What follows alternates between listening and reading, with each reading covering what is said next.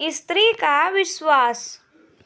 एक गांव में एक ब्राह्मण अपने पत्नी के साथ रहता था। पत्नी मुंहफट थी, इसलिए ब्राह्मण के कुटुंबियों संग उसकी बनती नहीं थी। परिवार में सदा कलह का वातावरण बना रहता था। ब्राह्मण प्रतिदिन के इस कलह से तंग आ गया और सोचने लगा कि रोज रोज की कलह से परदेश जाकर अलग घर बसाकर रहना अच्छा होगा। कम से कम शांति से तो जीवन व्यतीत होगा। यह विचार कर वह कुछ दिनों बाद ब्राह्मणी को लेकर परदेश की यात्रा पर निकल गया। मार्ग में एक घना जंगल पड़ा। लंबी यात्रा के कारण ब्राह्मण और ब्राह्मणी दोनों थक गए थे। ब्राह्मणी का प्यास के कारण बुरा हाल था। ब्राह्मण ने उसे एक पेड़ के नीचे बैठाकर जल की व्यवस्था कराने चले गया, किंतु जब तक वह जल लेकर लौटा तब तक ब्राह्मणी ने प्यास के कारण अपने प्राण त्याग दिए थे। ब्राह्मणी को मृत देखकर ब्राह्मण ने भगवान से कहा, दुखी होकर बोला, हे ईश्वर, मैं अपनी पत्नी के साथ नया जीवन आरंभ करने परदेश जा रहा था, तूने उसके प्राण हर लिए। कृपया कर भगवान मेरी पत्नी में पुनः प्राण फूंक दे। ब्राह्मण की प्रार्थना सुन ईश्वर की आकाशवाणी हुई, ब्राह्मण, यदि तू अपने आधा प्राण ब्राह्मणी को दे देगा तो वह जी उठेगी। ब्राह्मण ने अपना आधा प्राण ब्राह्मणी को दे दिया। ब्राह्मणी पुनः जीवित हो गए। दोनों ने पुनः अपनी यात्रा प्रारंभ कर दी। चलते चलते दोनों एक नगर के बाहर पहुंचे। वहां पहुंचकर ब्राह्मण ने ब्राह्मणी को एक कुएं के पास बैठने को कहा और स्वयं भोजन की व्यवस्था करने चला गया। ब्राह्मणी कुएं के पास बैठ गई तो उसने देखा कि एक लंगड़ा किंतु सुकुमार युवक टहल रहा है। दोनों ने एक दूसरे से हंसकर बात की और एक दूसरे के प्रति आकर्षित हो गए। दोनों का अब साथ रहना चाहते थे। इधर जब ब्राह्मण भोजन की व्यवस्था कर लौटा तो ब्राह्मणी को एक लंगड़े युवक से बात करते हुए पाया। ब्राह्मण को देखकर ब्राह्मणी बोली, यह युवक भी भूखा है, इसे भी भोजन में से कुछ अंश दे देते हैं, हमें पुण्य प्राप्त होगा। ब्राह्मण ने लंगड़े युवक को अपने साथ भोजन करने आमंत्रित किया। तीनों ने साथ साथ भोजन किया। भोजन करने के बाद जब प्रस्थान करने का समय आया तो ब्राह्मणी ब्राह्मण से बोली, क्यों न इस युवक को भी अपने साथ ले चलें।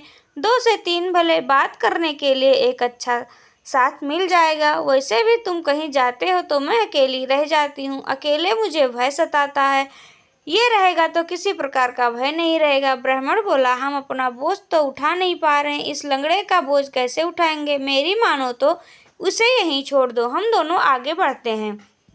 किंतु ब्राह्मणी का हृदय लंगड़े पर आसक्त हो चुका था।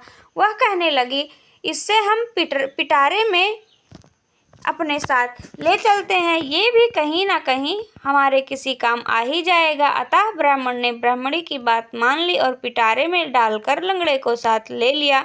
कुछ दूर जाने के बाद वे पानी पीने के लिए एक कुएं के पास रुके। वहां पानी निकालते समय ब्राह्मणी और लंगड़े ने ब्राह्मण को कुएं में ढकेल दिया। उन्हें लगा कि ब्राह्मण मर गया और वह आगे बढ़ गए। कुछ दिनों की यात्रा के पश्चात वह एक नगर की सीमा पर पहुंचे। लंगड़ा अब भी पिटारी में ही था। सीमा पर उपस्थित पहरेदारों ने ब्राह्मणी को रोक लिया और पिटारों की तलाशी ली।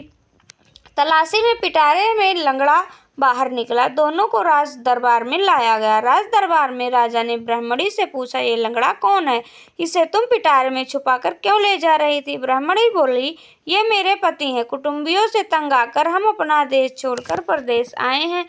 कई लोग मेरे पति की बैरी हो चुके हैं, इसलिए अपने पति को मैं पिटारे में छुपा कर लाई हूँ। कृपया कर इस नगर में हमें निवास करने की अनुमति प्रदान करें।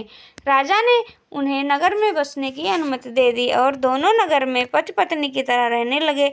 उधर कुएं में गिरे ब्राह्मण को कुछ साधुओं ने कुएं से बाहर निकाल लिया था। कुछ दिन साधुओं के साथ रहकर ब्राह्मण उसी नगर में आ गया जहाँ ब्राह्मणी लंगड़े के साथ रह रही थी। एक दिन ब्राह्मण की ब्राह्मणी से भेंट हो गई, जिसके बाद दोनों में कहासुनी होने लगी। बात बढ़कर राजा के समक्ष पहुंची। राजा ने ब्राह्मणी से पूछा, ये कौन है। ब्राह्मणी बोली, ये मेरे पति का बैरी है, उसे मारने आया है, इसे मृत्यु दंड दीजिए।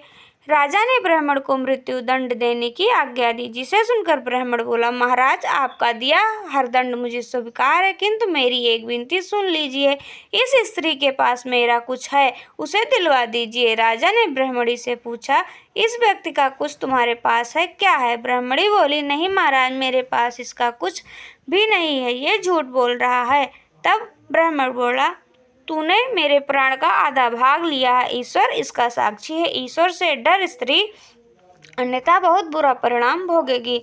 ब्राह्मणी यह बात सुनकर डर गई और बोली, जो भी मैंने तुझसे लिया है वह तुझे वापस करने का मैं वचन देती हूँ। यह कहना कि ब्राह्मणी नीचे गिर गई और वहीं मर गई। उसके आधे प्राण अब वापस ब्राह्मण में समा गए थे। ब्राह्मण ने राजा को समस्त वृत्तांत कह सुनाया। सारी बात जानने के बाद राजा ने लंगड़े को उसकी करतूत के लिए कारावास में डाल दिया। इस कहानी से हमें ये सीख मिलती है कि बुरे का कर्म हमेशा बुरा ही होता है। जिसे आप उपकार किया हो उसके प्रति कृतज्ञ रहो। संबंधों में प्रेम और विश्वास को महत्व दो, किसी को धोखा न दो। श्री राधे श्याम।